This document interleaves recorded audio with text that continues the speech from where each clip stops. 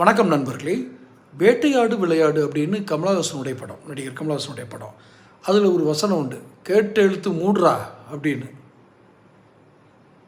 அது எதுக்குன்னா, அவர் ஒரு போலீஸ் அதிகாரியாக உள்ளே வந்திருப்பார் கமலஹாசன். அவர் என் கண்ணை இடுறா அப்படிம்பார், கண்ணை நோண்டு அப்படிம்பார். ராகவன் வேண்டாம் வேண்டான்ட்டே இருப்பார். கடைசியில் கேட்டு எழுத்து மூடுறா அப்படின்னு இந்த வில்ல ஒரு சவுண்டு கொடுப்பார். அது மாதிரி அது அவர் செஞ்ச தவறாயிரும். யார் அந்த வில்லன் பண்ண தவறு இந்த கேட்டு எழுத்து மூடினது தான். அது அந்த படத்தை பார்த்தவங்களுக்கு அந்த காட்சியை நினைவுபடுத்தி பார்த்தீங்கன்னா தெரியும். அது மாதிரி விஜய் என்ன தப்பு பண்ணார்? இந்த பதிவு போகிறதுக்கு முன்னாடி சேனல் சப்ஸ்கிரைப் பண்ணாதவங்க பண்ணிக்கோங்க, சப்ஸ்கிரைப் பண்ணுங்கள், நோட்டிஃபிகேஷன் பெல் பதிவு பண்ணுங்கள், அதை பெல் பட்டன் அமைக்குங்க. இப்போ கூட்டணி கதவுகளை சாத்திட்டார். அதிமுகவுக்கோ பிஜேபிக்கோ கூட்டணியில் இடம் இல்லைங்கிறத கதவை இழுத்து மூடிட்டார். ஒருவேளை பூட்டி சாவியை தூக்கி வேறையே எரிஞ்சிட்டாருன்னு தெரியல. ஒருவேளை தானே மனசு மாதிரி கேட்ட திறந்துரும்ட்டு. இப்போ கூட்டணி கதவுகளை இழுத்து மூடியதால் நட்டம் யாருக்கு? விஜய்க்கா அல்லது பாஜகவுக்கா?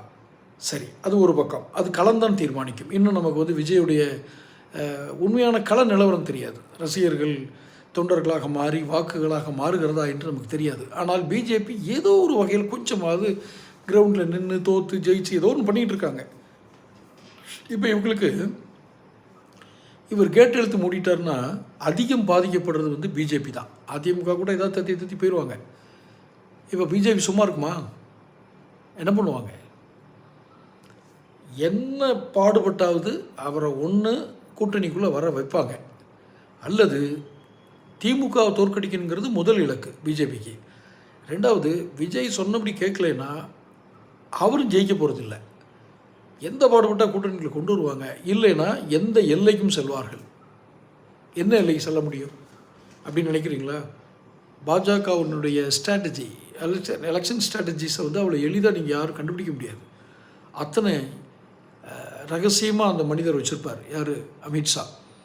ஆக இந்த கேட்டு இழுத்து மூடினால ஏண்டா இதை செஞ்சோம்னு விஜய் வருத்தப்பட போகிறாரா, அல்லது இந்த கேட்டு எழுத்து மூடினால வெளியே நிற்கிற பாஜக அந்த கேட்டை ஏறி குதிச்சு வருமா, அல்லது அப்படியே திரும்பி போகுமா?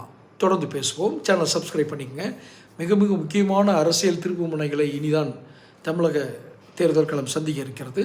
அதனால் நீங்கள் சேனல் சப்ஸ்கிரைப் பண்ணால் தான் எனக்கு கிடைக்கிற தகவல்களை நான் நேயர்களோடு பகிர்ந்து கொள்வேன். தொடர்ந்து பேசுவோம். நன்றி.